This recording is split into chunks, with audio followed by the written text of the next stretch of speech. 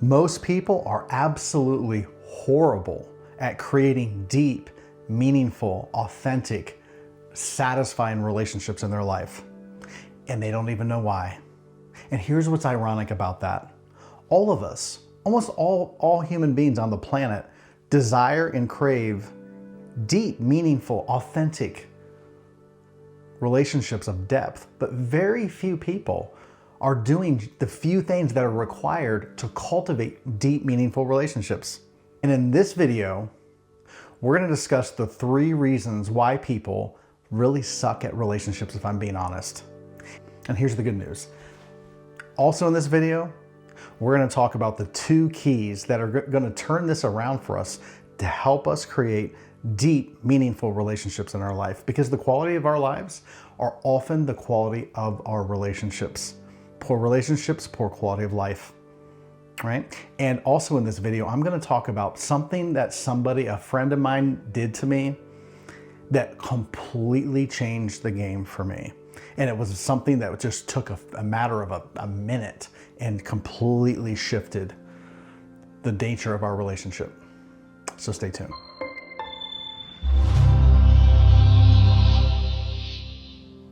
Hi, welcome back to the channel. My name is Jamal Javanji. If you're new here, I'm a life coach by profession. I'm the author of the Amazon best-selling book called Living for a Living, and I have a coaching and consulting company called Free to Love Coaching Solutions, LLC. And I'm really glad you're here for this video. As I mentioned, there are 3 reasons why many of us have really poor relationships, or relationships that are shallow and lack any depth. And the first reason is people are just not very curious about you. Let me say that again. People are just not very curious about you. And conversely, and this is the hard one to swallow, let's just be honest, you're not that curious about others either. And it's the lack of curiosity is the number 1 reason why we have really poor relationships. I interact with a lot of people, and in my interactions with people, I'll walk away from those interactions and I'll just reflect. And one of the things I'll reflect on is the fact that nobody asked me any questions. Now, I love to ask questions. I'm a naturally curious person. And when I'm with a person, I really do want to know them. I want to know what they're experiencing. So I ask a lot of questions. But if I stop asking questions, and I do this sometimes, I don't obviously tell people I do this, I'll just stop asking questions and observe. And what I observe is that person, that other person, they don't know what to do. They become silent. Sometimes they'll pull their phones out, start scrolling or checking things. Sometimes they'll start watching TV. Sometimes they'll excuse themselves and go in a different room because they don't know what to do, right? They're just profoundly distracted. Oftentimes they'll revert to talking about themselves, which is fine for me. I don't mind hearing about them, but very few times will that other person actually ask a question. And this is why relationships don't go anywhere. Now, if you put it in a dating context, maybe you've been in a dating context, if you went on a first date with somebody and they asked you no questions and just talked about themselves the whole time, or were distracted, or were just trying to kill the time to move on to something else, almost never will there be a second date. The relationship goes nowhere. Believe it or not, that's the way most of us are interacting with other people, just not curious. So the relationships go nowhere. People actually date. They're somewhat curious in the beginning. They get into a committed relationship. Maybe they get married. And then they stop being curious about the other person. And then the relationship falls off the map. And then it becomes habitual. It becomes something you just do. And then people kind of coexist with this malaise. And there is no connection or depth between the 2 people anymore because they lost their curiosity. This is the number 1 reason why relationships are shallow. No curiosity. So I'll tell you a situation, just something that blew my mind. And this really changed the perspective for me. And I actually had a friend many years ago, and she was a friend of mine, and but she taught me just how she was in her life. She taught me a lot about life and love and how to care about people. And I'll never forget it. We were spending some time, I think, with a group of people, and she stopped and she said, Jamal, can I ask you a question? So she was asking me a question. I said, yeah. She goes, did you know that every time you pick up your, because maybe we're having coffee. She's like, every time you pick up your mug to take a sip, you squint your eyes just a little bit. Do you ever notice that? You just squint your eyes a little bit. That's amazing. I think that's really cool. And I can see you have like these little crow's feet because you are so intent when you take a drink of your cup that you like really are tasting it and you squint your eyes. I think that's cool. Literally, she just said that. That may not seem like a big deal to you, but that got my attention. First of all, I didn't know that about myself, so I thought that was kind of funny. A little lighthearted. It wasn't anything deep. But really, what really impacted me was the level of attention that she was paying to me. She was actually paying quite a bit of attention to me to even notice that I do that. And it really spoke volumes. Now, we had a great connection and a very deep relationship because she paid so much attention to me. And of course, vice versa. I also paid attention to her. But one of the things I've learned, and this is a skill that I have developed over time, is I am very, very curious about other people and I pay attention to them. So when you meet somebody that can also reciprocate that attention, relationship's naturally going to be deep. But that's not the norm. But it could be the norm for you if you get curious. Without witnessing another person deeply, there will be no connection. True connection and depth of relationship is simply a byproduct of being witnessed. How do you witness other people? If you can't witness other people, then you will have no connection with them. And if they can't witness you, they'll have no connection with you. The second reason that people have really shallow and ineffective or dissatisfying or dramatic-filled relationships is because of this thing called addiction. Most of us confuse addiction with love. Now, what do I mean in the context of relationships? The majority of relationships that exist they're really, I would call them enmeshments. And there's a major difference between relationship and enmeshment. What is an enmeshment? An enmeshment is when you need that other person to self-regulate yourself. When you need another person, and I see this all the time, right? Unfortunately, I see this in many romantic couples that they're looking to the other person to give them a sense of stability, security, maybe a sense of significance, maybe a sense of, you name it. They're looking to that other person to make them feel a certain way. Grounding, connection, love. That's actually not a relationship. That's an enmeshment. And an enmeshment is the same kind of relationship that a drug user has with a drug. It is a form of addiction. Instead of a drug, you're using that person as your drug. That is not love. Believe it or not, that's not love. That's enmeshment. That's addiction. That does not lead to depth of connection and does not lead to meaningful, authentic relationship. It leaves the other person, it leaves one or both parties in the relationship completely drained and exhausted of energy. That's an enmeshment. True relationships that contain connection and love do not drain you of energy. They actually fill you with energy. They motivate you. They help recycle and regenerate energy in both parties, right? Because when you grow up dysregulated in some form or fashion, that becomes the model for your relationship. So you look to other people to regulate you. And then you repeat the process. You become addicted to other people. But that's not love. And when you're addicted, you need that other person to regulate you. And so if a person stops regulating you, the relationship falls apart. So when you're looking to be regulated, you cannot be curious, going back to the first reason. It's impossible. But that's a major reason why people get into enmeshments, but not true relationships of depth. Because you can't use a person to regulate you and also know who they are. Love witnesses the other. Addiction consumes the other. Addiction takes, love witnesses. And again, in order to have a true, meaningful relationship of depth and connection, you have to witness. And the third, and probably the most common reason Why people do not have relationships of depth and connection is because they're just simply overwhelmed. They're just overwhelmed, right? When you have a dysregulated nervous system, not only are you prone to addictions, right? Addiction to your phone, addiction to overwork, addiction to the other person, right? Those addictions lead you to burnout.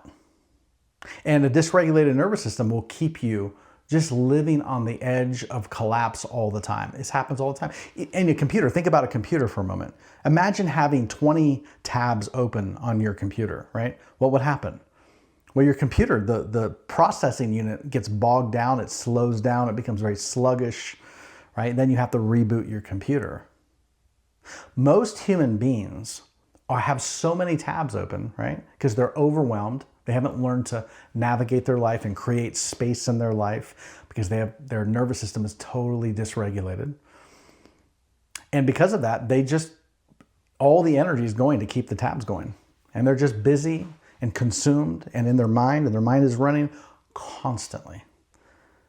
A person who is overwhelmed by life and is burnt out has no energy to actually be present with another person and to truly witness them.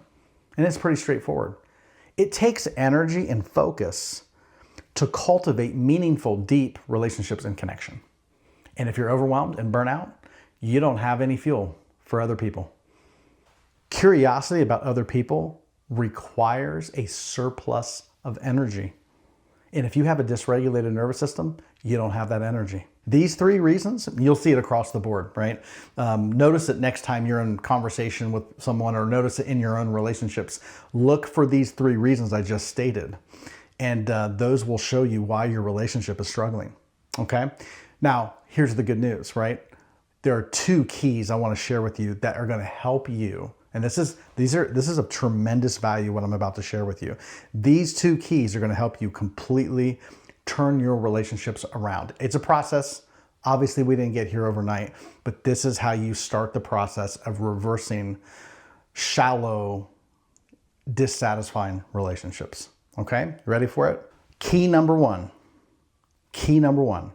you must, this is essential, you must begin to regulate your nervous system. If you want any kind of relationship of depth and authenticity and meaningful, satisfying relationships in your life, you must begin to do the work of nervous system regulation. If you have not learned how to be present to yourself, there's no way you can be present to another person, not truly present. And if you can't be present for another person, you're not going to be able to witness them.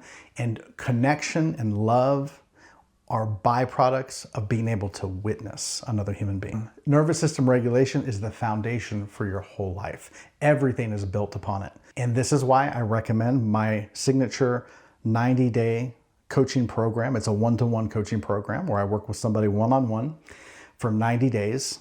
It's a 4-pillar program. The first pillar is nervous system regulation, and we do a lot of work to regulate your nervous system so that you can start to become profoundly present to your life.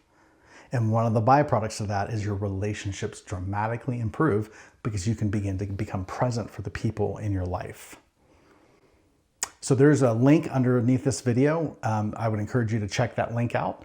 If you'd like some more information about my 90-day program, you can hear from some other folks who I've worked with in a coaching capacity in the past. Their testimonials are on my website. And also there's a link for you to schedule your free consultation call, okay? But that is the first key to help you turn around your relationships is number 1, nervous system regulation, okay? Now the second key, and this is a fun one. This is very fun, and it's something you can do immediately. It's called the slant method. You need to adopt the slant method in every interaction that you have. This will completely change your relationships and your life. So there's a book I'm reading. It's a fantastic book. I could not more highly recommend it. But it's called How to Know a Person by an author named David Brooks. And this is a New York Times bestseller. It's a fantastic book. He's a great guy. I've always liked him. But in this book, he talks about the slant method. So I'm just going to share it with you here. It will genuinely revolutionize your interactions with human beings, okay? Slant, first letter is S, stands for sit up. When you're talking to somebody, when somebody's talking to you, literally with your posture, begin to actually don't be hunched over. Make your spine straight. Sit up like it's important. When you're talking to somebody important, if you're slouched over, you got your head down, you're communicating with your body language that this is not very meaningful to you. So sit up. Get straight. Make sure your back is straight. Make sure your posture is erect. Make sure you're focused on that other person. It's very simple. It's something you can do immediately. L in slant stands for lean forward, lean in. It's amazing. It's amazing what will happen when somebody's talking to you and you sit up and then you lean forward. What are you communicating? You're telling that person, whether they're conscious of it or not, you're communicating to their subconscious mind that you are taking them very seriously, that there's nothing else going on in their life right now but you. You're sitting up, you're leaning in. So lean in. The A stands for, in slant, and this is the big one, ask questions. If that person is just talking and you're not asking any questions, there's no connection. And there's not going to be connection. Learn how to ask questions. And let your curiosity about them inform the questions. Don't just ask questions for the sake of asking questions, but really, what do you want to know about them? What interests you about them? Learn. It's a skill you have to cultivate. Ask questions. That's the A. N stands for nod your head. Now, why is this important? Because when you nod your head, it's not about agreement. It's about understanding. Like, yes, I hear you. Like, hear them. Nod your head. Literally, your physical posture will determine so much of the energy that you carry in your body towards another person. This is why sitting up, because your spine it's literally a mechanism that carries energy up and down your spinal column. So when you sit up, you're letting that energy flow. When you lean forward, you're projecting energy towards that other person. When you ask questions, you're becoming intellectually interested in them. A, right? Sit up, lean forward, ask questions. N stands for nod your head, be engaged, take it in what they're saying. And T stands for track them with your eyes. That means use your eyes. Your eyes are portals of your focus. I love to look at people. And some people may find this to be a little bit awkward or strange. It's not creepy. It's that you look at what you value, that you want to see that other person. Look at them. Look at them in their eyes. A powerful, powerful interaction that you can have with any human being is when you actually just take a moment and look at them. See them as they're communicating to you. See them as the most important person in your space in that moment, because they are. If you treat every human interaction that way, through the slant method, sit up, lean in, ask questions, now nod your head, track them with your eyes, that they will not forget those interactions. Your interactions with them will be memorable and it will make a difference to them. And if they do that to you, if they feel that way, there's a higher likelihood also that they'll reciprocate. They won't always reciprocate, but the ones who do, you'll have amazing connection. And sometimes you have to set the tone for that. And the people who learn how to set the tone in this way through the slant method, they have tremendously amazing, connective, authentic, healing relationships. Don't you want that? Okay. If this video has spoken to you, and hopefully this is helpful, I want this video to be just a tool that you use that helps you cultivate deep, meaningful relationships. Because in the world that we're living in, whether it's in your personal relationships or even at the international level, right? If we as a nation could actually practice this with other peoples around the world, other cultures, other nations, if we could learn to get curious about them, ask questions, hear, witness them, get out of our head a little bit. It's amazing the connection and peace we could cultivate on the planet. And that's one of my major values on the planet, is cultivating a world of abundance and peace.